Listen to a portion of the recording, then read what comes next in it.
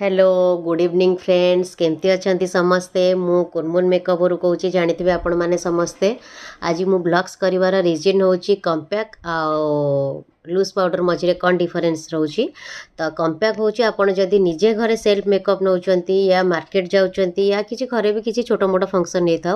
ताले देखंतु आपण कंपैक्ट यूज करेंगे बहुत भल नॉर्मली आपण